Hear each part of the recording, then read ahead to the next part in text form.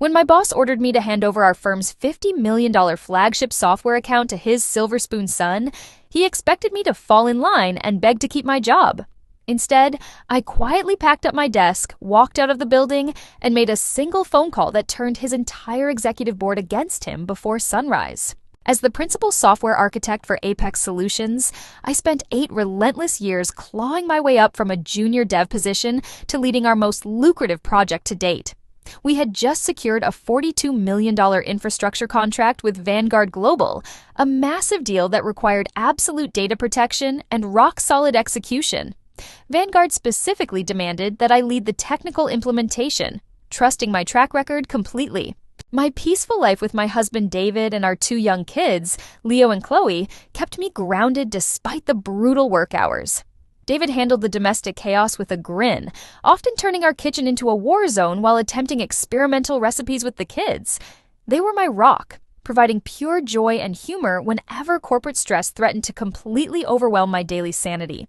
Everything went sideways when our chief executive officer, Harrison Vance, decided to hire his 25-year-old son, Julian. Harrison forced our department head, Sarah, to appoint Julian as the senior integration specialist for the Vanguard project. Julian had 0 enterprise experience, possessing only a computer science degree from a legacy admission and a failed 6-month stint at a collapsed app startup. My first team stand-up meeting with Julian made his utter incompetence undeniably clear to everyone in the room. He casually suggested we throw out 7 months of compliance architecture to install an unvetted setup just because his failed startup used it. I firmly explained that federal banking compliance required strict data validation protocols, but Julian took my professional correction as a personal insult to his intelligence. Over the next 3 weeks, Julian bypassed code reviews, promised impossible delivery dates directly to our client without telling anyone, and regularly broke our test environments. At home, David and the kids listened to my stories, with 8-year-old Leo innocently asking if my new coworker was genuinely stupid or just trying to be mean.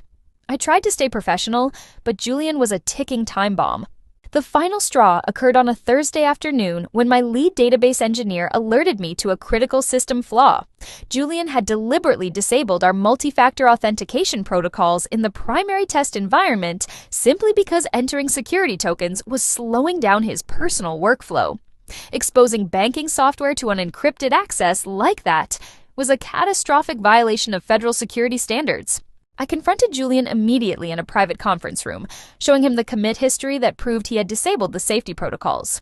He shrugged it off, claiming it was just a test server and accusing me of targeting him because Harrison put him on the project. I told him straight to his face that if he could not respect security basics, he needed to ask for a reassignment. 20 minutes later, Harrison summoned me into his corner office, where Julian was already lounging on the executive leather sofa with a triumphant smirk.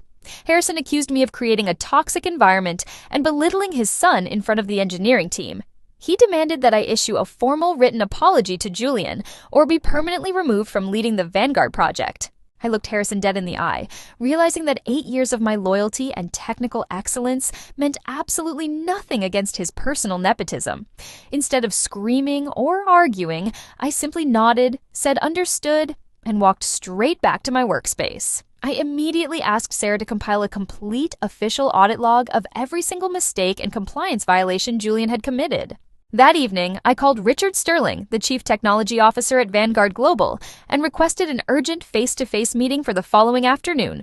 I spent the entire night gathering code logs, security breach reports, and time-stamped records of Julian's unauthorized modifications. David held my hand through the long hours, reminding me that holding people accountable to the truth is never something to regret. On Friday afternoon, I met with Richard and his head of cybersecurity, presenting the full documentation of Julian's dangerous safety bypasses. I informed them that Harrison had removed me from the project because I refused to apologize for enforcing federal compliance. Richard was furious, reminding me that their contract specifically named me as essential personnel who could not be removed without Vanguard's written consent. Right there in the conference room, Richard put Harrison on speakerphone and cold called him alongside Vanguard's legal counsel.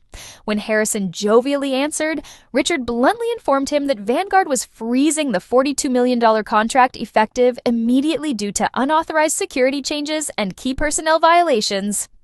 Harrison gasped on the line, trying to dismiss the security bypass as a minor misunderstanding, but Vanguard refused to budge. Vanguard issued Harrison an ultimatum: reinstate me with full, unquestioned authority by Monday morning at 9 or face a complete security audit and public contract termination. The threat of losing their largest client sent absolute shockwaves through our company board over the weekend. Harrison's attempt to protect his son's fragile ego had suddenly placed his own position as CEO in grave danger.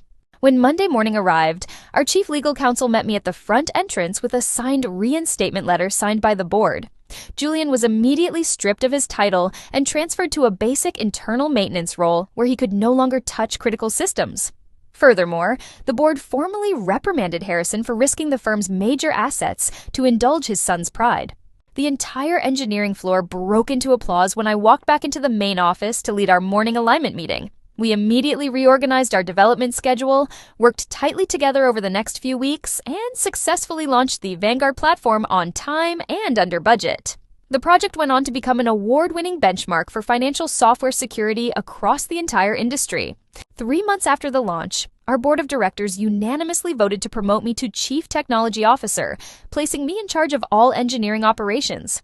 Julian ended up quitting the company quietly a short time later, unable to handle working under actual performance standards.